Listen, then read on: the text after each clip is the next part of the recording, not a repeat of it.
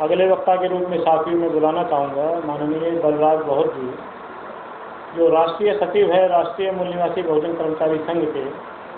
तो माननीय बलराज बहुत जी।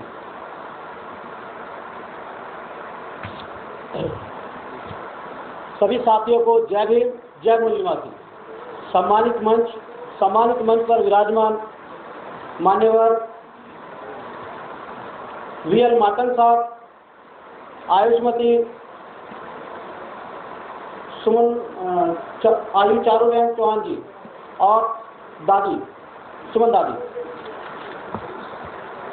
साथियों, जैसा कि विषय रखा गया है 75 वर्ष की आजादी के बाद भी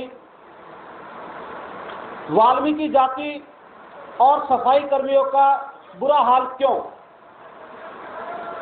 तो साथियों, इस बात को समझना होगा कि ये जो दशा हमारी बनी हुई है सफाई कर्मियों की, वाल्मीकि जातियों की जो दशा बनी हुई है, इसका जिम्मेवार सही मायने में है कौन।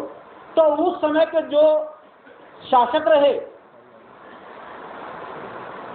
47 के बाद के जो शासक रहे, उन लोगों ने इस बात पर ध्यान नहीं दिया कि ये जाति के लोग जिनको आप सफाई के पेशे में डाल रहे हैं, इनको भी आगे बढ़ाना है, इनको भी नेतृत्व देना है, बल्कि उसके अपोजिट उन्होंने काम किया।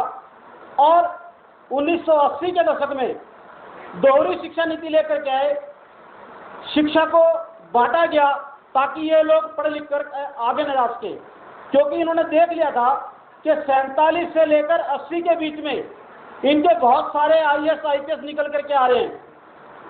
तो इन्होंने शिक्षा नीति को चेंज करने का जो कारण था वो यही था कि ये आगे ना बढ़ सके। इसलिए सबसे प्रमुख जो कारण है वो दोहरी शिक्षा नीति है। भारत के अंदर सिंगल शिक्षा नीति होनी चाहिए, शिक्षा का राष्ट्रीयकरण होना चाहिए, तब जाकर के सभी को समान शिक्षा, समान अवसर मिलेगा। और दूसरा जो कारण है सफाई कर्मचारियों के साथ जो शोषण हो रहा है, उसका दूसरा जो कारण है वो है हमारे ऊपर लादी गई कई कुप्रथाएं, एजदार प्रथा, और ग्रामीण क्षेत्रों में जब हम जाते हैं तो मानदेय भत्ता के रूप में हमें लगाया जाता है। ये इतना लंबा हो जाता है 25-25, 30-30 साल तक आदमी घिस करके बूढ़ा हो जाता है, मर जाता है, लेकिन उसे सम्मानजनक रोटी भी नहीं मिलती। तो ये जो दो कारण है, मुझे लगता है कि ये सबसे बड़े कारण है और हम लोगों को इस पर विशेष ध्यान करना चाहिए। जय भीम, जय मूल निवासी।